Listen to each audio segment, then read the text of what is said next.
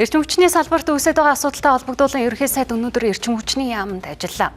Ингэхдээ эрчим хүчний салбарт бүхэлд нь өндөржүүлсэн бэлэн байдал зарлаж, дулааны цахилгаан станцуудад онцгой дэглэм тогтоож, салбарын сайдад 100 хоногийн хугацаанд үүссэн асуудлаа шийдвэрлэхийг даалгалаа. Түүнчлэн энэ талаарх нарийн төлөвлөгөөгөө маргааш засгийн газрын хуралд танилцуулах үүрэг өглөө.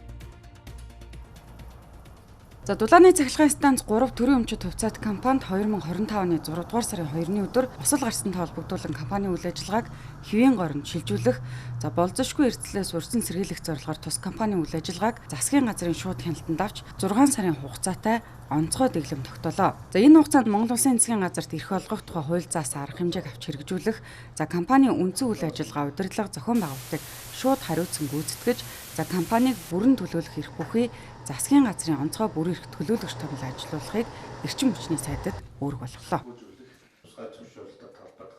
Эрдэнэт хүний амнаас эрсэлж байна. Улсад маш их хэмжээний хохирол учирчаад байна, өнгө хохирол учирчаад байна. Өмнө 5 толгойд эрдэнэт дээр юм онцгой дэглэм тогтоож ирсэн. Эрх зүйн туршлагууд бий. Тэнд усгүй эрдэнэт хүний Монгол хүний ам эрсдэггүй.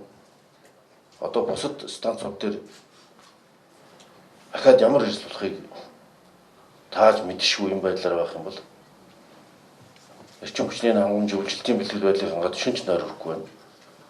Миний нойр өрөхгүй юм чинь та нарын хоолж тавахгүй байх гэж итгэж байна. Олон санал бодол байж болно. Арчил байж болно. Гэхдээ эрчим хүчний салбар төрийн онцгой объект онцгой чухал газар одоо бол онцгой дэглэмээр нэг бод санаатай ажиллах юм шаардлагатай.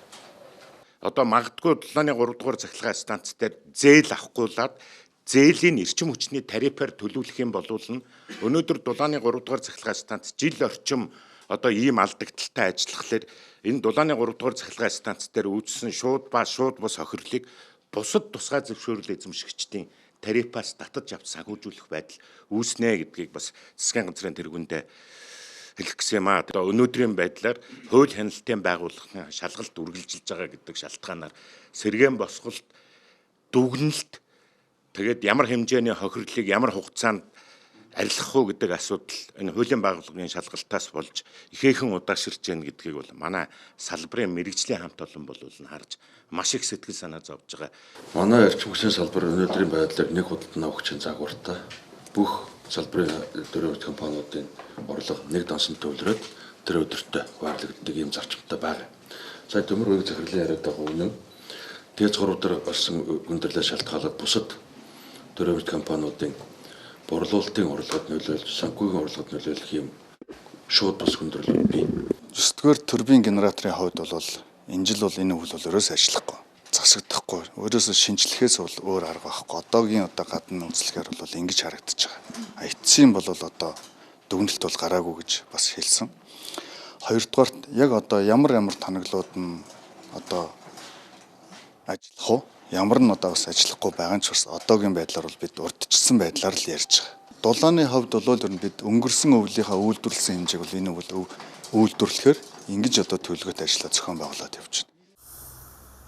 За дулааны цахилгаан станцын удирдлагуудын зүгээс дулааны үнийг нэмэх асуудлыг өмнөх засгийн газар удаа дараа хойшлуулж ирсэнтэй холбоотой эрх үйл төсөв хүндрэх эрсдэл байгаа гэдгийг онцолж байна.